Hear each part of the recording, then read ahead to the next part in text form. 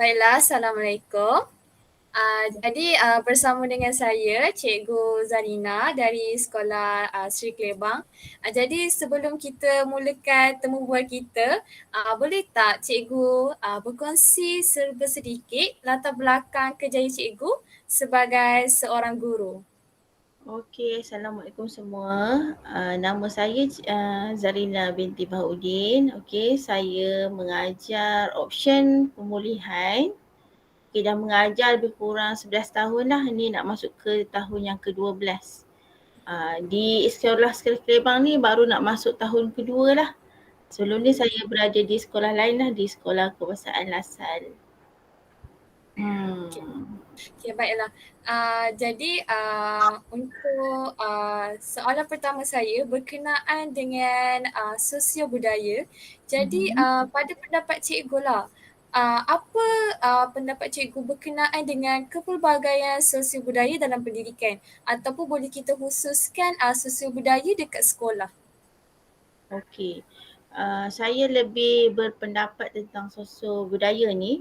Okey, dia lebih kepada uh, perbezaan murid-murid, okey, dari segi kaum, Hmm. kemudian dia boleh kepada kelas sosial murid, juga kepada budaya daripada keluarga itu sendiri. Itu merupakan perbezaan lah antara murid-murid yang berada di Hmm. sekolah di Malaysia.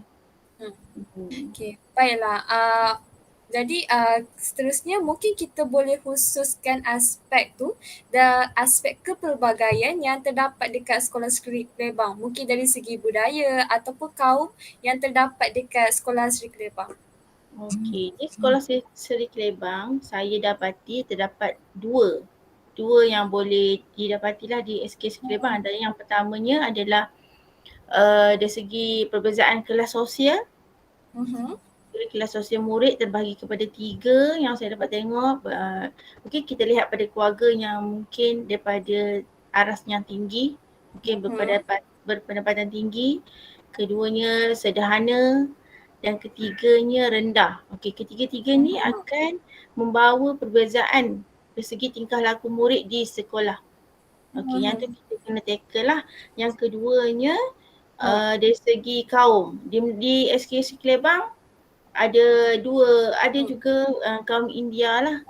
Majoriti kaum Melayu, Mhm. tapi ada juga India di sekolah Kelebang, tapi persennya sangat rendah lah, dalam rasanya 2% lah. Tak ramai, kurang daripada 10 orang. Okey, jadi daripada situ kita tahu yang sosio budaya ni dia memberi kesan dekat murid-murid dekat sekolah Sri Kelebang. Sebagai contoh dari segi tingkah laku yang cikgu katakan tadi, mungkin dari disebabkan sosial mereka yang berbeza, tingkah laku mereka juga berbeza. Mungkin cikgu boleh khususkan dari segi tingkah laku ataupun pengetahuan mereka semasa mereka berada dalam kelas. Okey, contohnya kalau muridnya aras tinggi ni, okey, daripada keluarga yang aras tinggi, muridnya lebih bersedia. Okey, lebih teratur Hmm. lah dari segi peralatan, alat tulisnya lengkap. Kesediaan belajar itu ada. Okey. Hmm. Okey. Adik dengar ke? Macam putus-putus. Dengar. Okey. Dengar. Kalau bagi aras rendah, bagi murid yang aras rendah, kesediaan belajarnya tu sangat kurang. Kadang pensel, alat Hmm. tulis pun tiada. Jadi kita kena sediakan kadang-kadang untuk mereka. Kalau Hmm. yang tengah-tengah ni kejap okey, kejap tak okey, kena selalu kita nasihatlah mereka. Hmm. Tapi kalau yang aras rendah ni selalunya murid-murid ni lah yang selalunya saya punya klien cikgu pemulihan selalunya aras rendah ni. Kalau dari segi Hmm. PDPR bukan mereka kejar Hmm. kita yang kejar dema. Macam tu. Betul. Dema tak apa ya. Tak apa. Okey. Okey, baiklah. Mungkin cikgu boleh berkongsi, mungkin cikgu ada pengalaman ke disebabkan sosial budaya ni yang berbeza, mungkin ada pengalaman di antara murid ke disebabkan bezanya sosial budaya. Oh ada, contohnya masa Hmm. kita yang terbaru ni, of course lah Hmm. PDPR kan. Okey, contohnya bagi Ya. Contohnya bagi murid pemulihan ni ada juga yang parent dia dari adas tinggi tapi disebabkan kesibukan kerja, okey.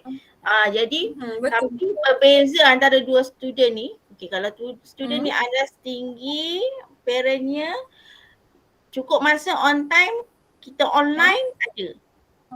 Hmm. Apa saja modul ada. Modul ada, semua terletak atas meja, semua dah settle. Tapi berbeza. Jadi kita nak mula online terus ajar dia orang tu senang. Jadi Hmm. preparation cikgu tu, cikgu tahu okey, budak ni ada. Tapi dari segi murid yang aras rendah ni, Hmm. okey, mostly kalau kita online, kita video call, mostly kena tunggu. Kena tunggulah dia nak ambil modul dia, baru nak ambil pensel dia. Itu perbezaan yang kita akan nampak lah. Mostly kalau kita sebelum kita call dia tu, kita video call, okay, cikgu bagi awak 5 minit preparation. Kadang modul pun baru nak cari, walaupun kita duk call. Itu antara perbezaan dia lah. Dari segi Okay, PDPR. Okay, bagi soalan yang seterusnya, seperti yang kita tahu macam cikgu cakap tadi, dekat sekolah ni kita ada pelbagai susu budaya dan juga bangsa kan. Macam ada yang Melayu dan ada yang berbangsa India. Jadi macam mana cikgu kendalikan kelas pemulihan tu? Okay, buat kelas pemulihan, okay ni saya balik pula pengalaman saya lah, mengajar pelbagai kaum. Kan dulu saya pernah di SK Rasan, mostly India pula. Ada juga Melayu. Mostly saya tekankan dalam kelas asimilasi penyesuaian antara tradisi. Contohnya antara budaya kaum Melayu, India, saya selalu terapkan mostlynya jangan bergaduh lah.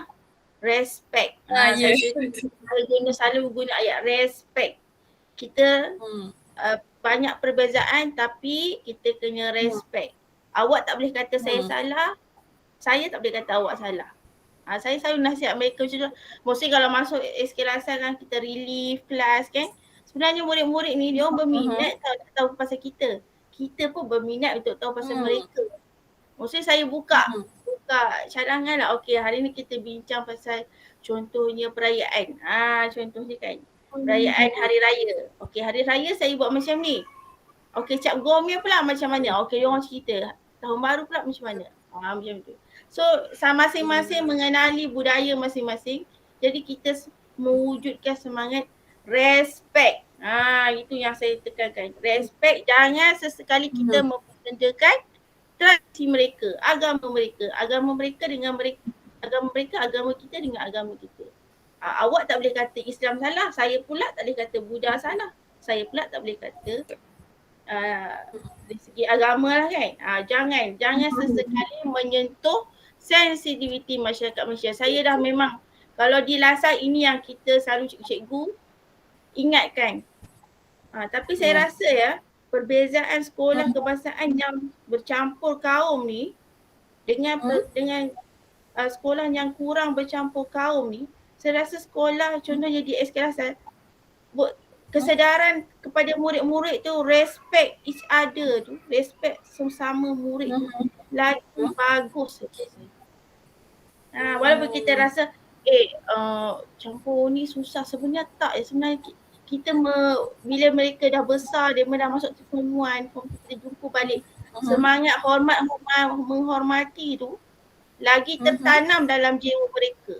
Itu yang kami kan cikgu SK Rasan lah, dia kata masa kami macam itu kan, cikgu selalu kami katalah, murid-murid yang bercampur ni lebih memahami, lebih respect pada murid yang satu sekolah satu kaum ni. Macam tu.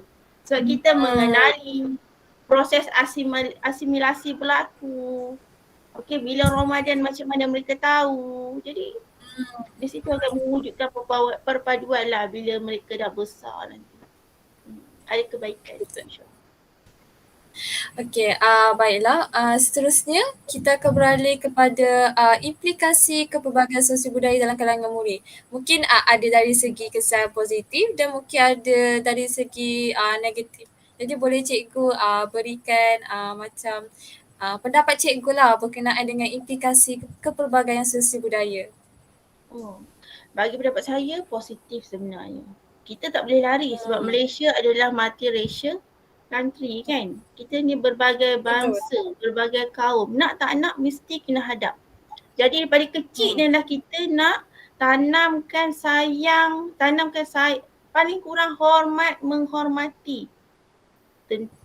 Kemudian streskan ataupun prinsip apa tu, macam mana? Tekankan kepada murid-murid mhm. tentang sensitiviti yang tidak harus kita sentuh. Hmm, Contohnya sekarang ada zaman WhatsApp, ini memang kita selalu mainkan kalau kita di Lasal ini kita selalu ingatkan. Jangan sentuh sensitiviti masyarakat, kaum, budaya kita selalu hormat. Jangan kita main-mainkan benda-benda ni di WhatsApp, di Facebook, di Twitter, di status. Jangan. Ini akan mencetuskan kemarahan sesuatu kaum di Malaysia. Kita nak hidup harmoni, nak hidup bersatu padu. Saya selalu kata, kalau Malaysia contohnya, kalau kaum sama kaum bergaduh, apa kita dapat pada negara kita? Saya selalu betul, betul. ingatkan pada murid-murid, apa kita dapat? Especially yang dah year 6, yang dah tahun 6, yang boleh apa berfikir. Sama juga, walaupun kita contohnya di sekolah satu kaum, Mm-mm. kita kena tanamkan juga benda ni. Sebab yang kadang-kadang ni sekolah yang satu kaum, tak kira lah sekolah yang SK, Muslimnya majoriti, contohnya Melayu. Hmm. banyak Melayu. Okay, Muslim Hmm. majoriti 100% Melayu. Hmm. SJKC contohnya Chinese Muslim Yes. majoriti. Jadi di sekolah pun perlu ada penerapan, tapi saya tahu dalam setiap buku semua syllabus semua ada Hmm. kan. Ada, Tapi ada. cikgu sendiri berperanan mengingatkan murid-murid tentang ni. Supaya mereka daripada kecil kita asuh, dah besar nanti mereka tahu apa itu border. Dekat mana, Hmm. sampai mana, dekat mana tak boleh. Sebab kita nak hidup Hmm. harmoni dalam satu kaum. Dalam negara ni lah. Baiklah, cikgu, saya rasa setakat itu saja soalan saya berkenaan dengan sosial budaya. Terima kasih cikgu. Okey. Sama, terima kasih. Terima kasih. Assalamualaikum. Wassalamualaikum.